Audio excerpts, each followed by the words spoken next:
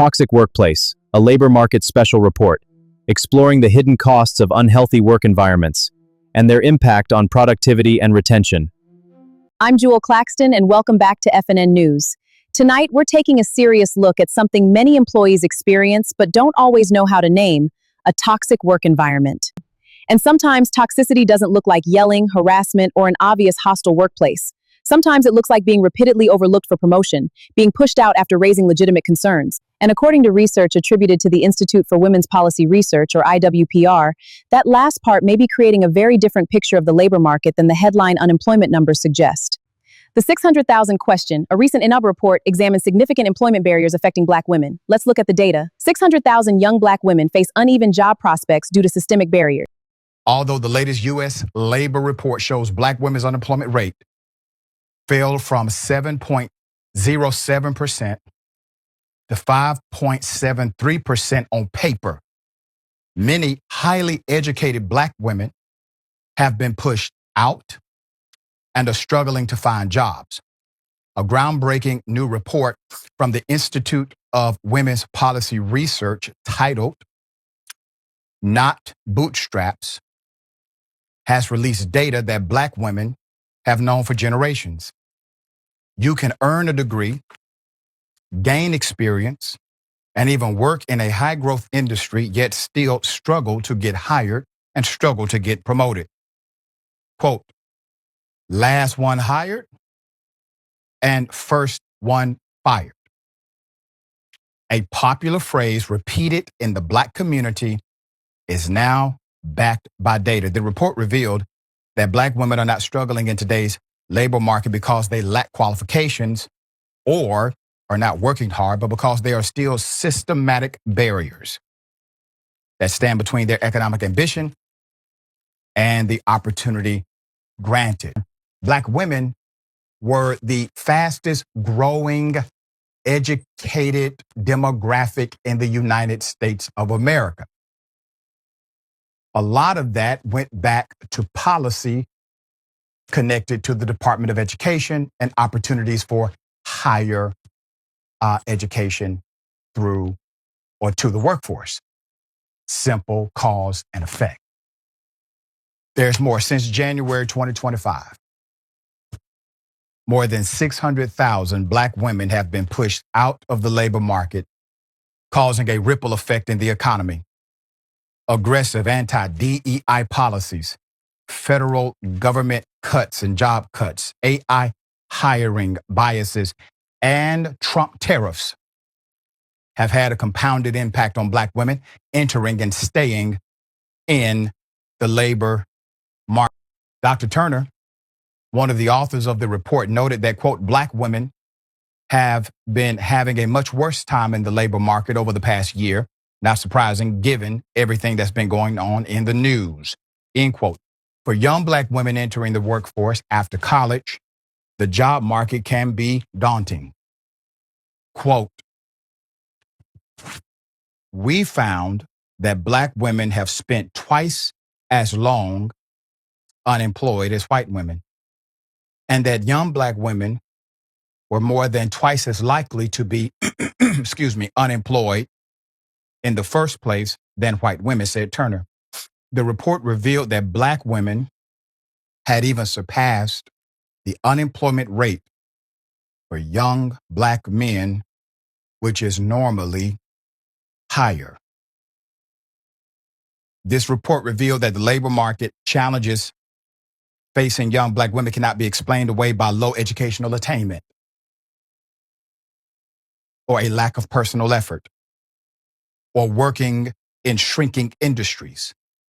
Quote, the return on investment in higher education is lower for Black women than for other white counterparts, both in finding a job and in making money, end quote. Surprisingly, even in today's slow job market, in lucrative fields like healthcare, business, and professional sectors, Black women are still struggling to get hired.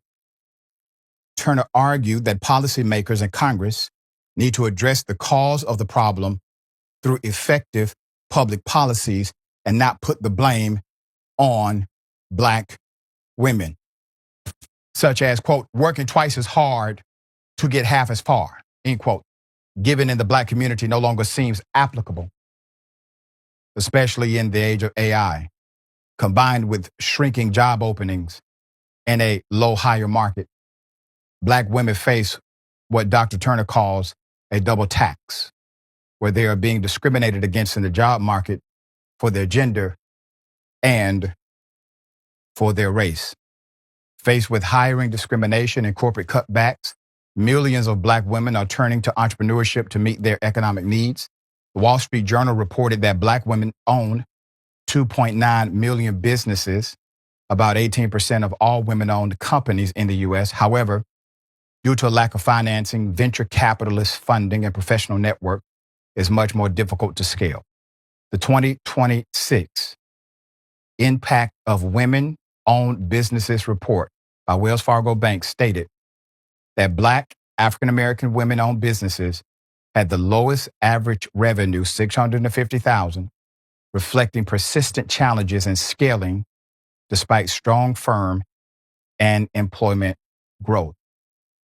Historically, economic trends that impact Black women first eventually ripple across the entire nation. Economists often refer to Black women as the canary in the coal mine for the U.S. labor market.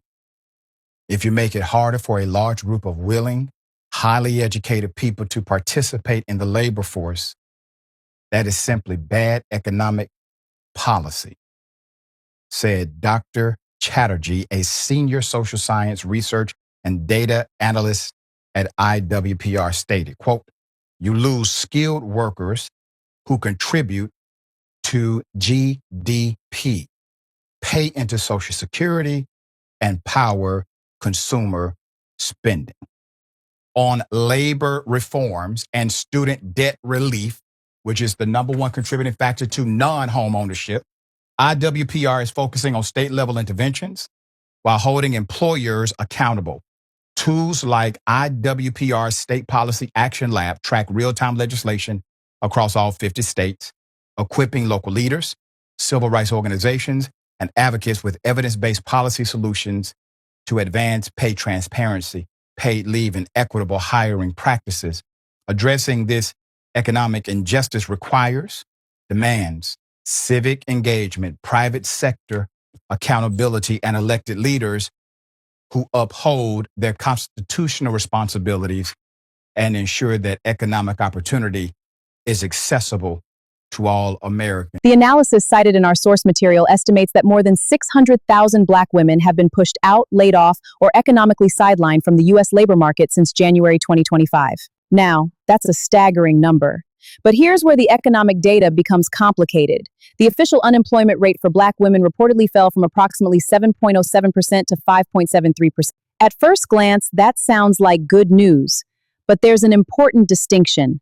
The unemployment rate generally counts people who are actively looking for work. If someone becomes so discouraged that she stops searching or leaves the labor force entirely, she may no longer be counted as unemployed. So a declining unemployment rate doesn't necessarily mean that everyone is finding good jobs.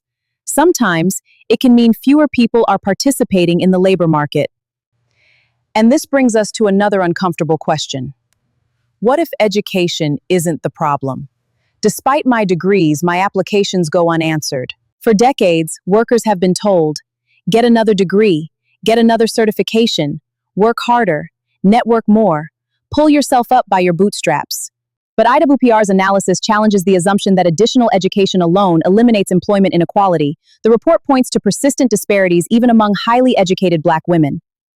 According to the research cited, highly educated Black women can spend significantly longer searching for employment than their white peers, while wage and hiring disparities remain across education levels.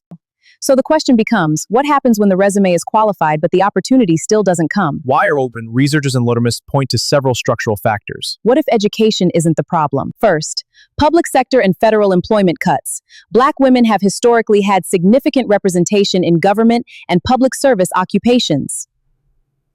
When government agencies restructure, reduce staffing, or eliminate positions, the impact can extend far beyond the individual paycheck. It can affect household stability, retirement security, healthcare access, and career advancement. The rollback of diversity, equity, and inclusion programs and policies. As we see, many are now leaving their positions with dignity, but not without a sense of loss. Researchers examining employment disparities argue that the reduction of diversity-focused recruitment and advancement programs can eliminate pathways that previously helped underrepresented workers. And third, artificial intelligence and automated hiring. More employers are using algorithms to screen resumes, rank applicants, and determine who advances to the next stage. Let's pause right here. If you're navigating a workplace that feels toxic, don't immediately assume that you're the problem. Document the facts. Keep copies of performance evaluations. Save legitimate employment communications. Record dates of denied opportunities, disciplinary actions, complaints, schedule changes, layoffs, or other employment events. Document the facts. Keep copies of performance evaluations and understand your company's policies regarding discrimination, retaliation, harassment, accommodations, and reporting. Most importantly, separate what you can document from what you suspect. That's not weakness, that's strategy. Document what you can verify. What can actually change? Researchers cited in the report argue that the solution cannot simply be get more education. They recommend structural changes aimed at addressing employment disparity. Federal workplace civil rights protections need meaningful enforcement when documented discrimination occurs in hiring, compensation, promotion, or termination. Number 1, stronger anti-discrimination enforcement. Number 2, audit the algorithms. If corporations use automated hiring systems, researchers recommend independent testing and auditing to identify potential racial or gender bias. Number 3, pay transparency. Greater salary transparency, including wage ranges and job postings, could make it easier for workers to identify and challenge persistent compensation disparities. Number 4, address student debt. Researchers also point to student loan burdens as an economic obstacle, particularly when educational investment doesn't translate into comparable earnings. Policy proposals include targeted debt relief and reforms designed to improve long-term economic mobility. Number 5, protect public sector career pipelines. And finally, researchers advocate for strategies that preserve pathways into mid-level and senior government positions, particularly because a toxic workplace isn't always one dramatic incident. Sometimes it's a pattern of being excluded, a pattern of unequal treatment. Toxicity isn't always obvious. It's often a pattern of moving the goalposts, of unequal treatment, and eventually, the employee begins questioning herself. Am I not qualified? Am I too outspoken? Should I get another degree? But sometimes the problem isn't your qualifications. Sometimes the problem is the system you're operating inside. That doesn't mean every difficult workplace is discriminatory, and it doesn't mean every employment disparity proves intentional discrimination. It does mean we should be willing to examine the data, document workplace patterns, understand our rights, and ask difficult questions about how hiring and promotion decisions are actually being made. Here's your FNN takeaway. Don't confuse unemployment statistics with economic security. A person can disappear from the unemployment rolls without finding a job. A degree can increase qualifications without eliminating discrimination. And technology can automate a hiring process without automatically making that process as fair. If you're navigating a toxic workplace, protect your documentation. Know your policies, know your rights. Seek qualified legal or employment guidance when appropriate. I'm reminding you, your resume tells employers what you've accomplished. Your documentation tells you what happened. And sometimes, knowing the difference can change everything. Stay informed, stay strategic, and know your worth.